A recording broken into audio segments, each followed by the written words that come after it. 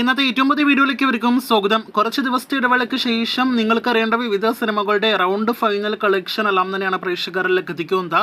ആദ്യത്തേത് ചാവ എന്ന ബോളിവുഡ് സിനിമയുടെ കളക്ഷനാണ്. സിനിമയുടെ ഏറ്റവും പുതിയ വേൾഡ് വൈഡ് ഗ്രോസ് 770 കോടി പിന്നിട്ടിരിക്കുകയാണ്. 800 കോടി ഫൈനൽ കളക്ഷൻ എത്തുമോ എന്ന് നിലവിൽ കണ്ടറിയേണ്ടിയിരിക്കുന്നു. സാധ്യത കുറവാണ് എന്നാണ് നിലവിൽ നാം മനസ്സിലാക്കുന്നത്. നാളെ OTT റിലീസിനൊരുങ്ങുന്ന തമിഴ് സിനിമയാണല്ലോ ഡ്രാഗൺ. സിനിമ കേരളത്തിൽ വിജയിക്കുന്ന ഈ വർഷത്തിലെ പുതിയ സിനിമയായിട്ട് മാറിക്കഴിഞ്ഞിരിക്കുകയാണ്. 3 കോടി 67 ലക്ഷം രൂപയാണ് സിനിമയുടെ ആകെ കേരള ഗ്രോസ്.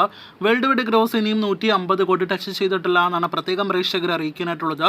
147 കോടിയാണ് സിനിമ നിലവിൽ പിന്നിട്ടിരിക്കുന്നത്. ഇനി സിനിമ 150 കോടിയിലേക്ക് എത്തപ്പെടുമോ എന്ന് കണ്ടറിയേണ്ടിയിരിക്കുന്നു. ഓഫീസർ ഓൺ ഡ്യൂട്ടി ഇന്ന് OTT റിലീസ് ചെയ്ത നെറ്റ്ഫ്ലിക്സിന്റെ ഏറ്റവും പുതിയ സിനിമയാണല്ലോ.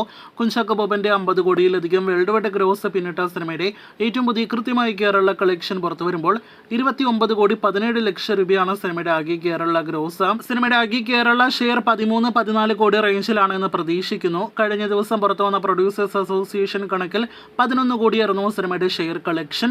അത് ഇനിയും അപ്ഡേറ്റ് ആക്കപ്പെടാനായിട്ടുണ്ട് എന്നാണ് ഈ റിപ്പോർട്ടിൽ നിന്ന് വ്യക്തമാകുന്നത്.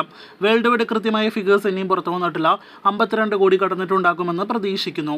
സലാർ എന്ന സിനിമ നാളെ തിയേറ്ററുകളിൽ റിലീസ് ചെയ്യുന്ന പ്രഭാസിന്റെ സിനിമയാണ്. പ്രശാന്ത് നീലിനെ സംബന്ധിച്ച് അത്ര മികച്ച ബോക്സ് ഓഫീസ് പ്രകടനമല്ല സിനിമ നടത്തിയത് എന്നാണ് അദ്ദേഹം പറയുന്നത്. പ്രഭാസ് പൃഥ്വിരാജ് കോമ്പോൾ തിയേറ്ററുകളിൽ നാളെ റിലീസിനൊരുങ്ങുന്ന സിനിമയുടെ പ്രീ സെൽ കളക്ഷൻ പുറത്തു വരുമ്പോൾ 2 കോടി പിന്നിട്ടിരിക്കുകയാണ് pre sale box office collection.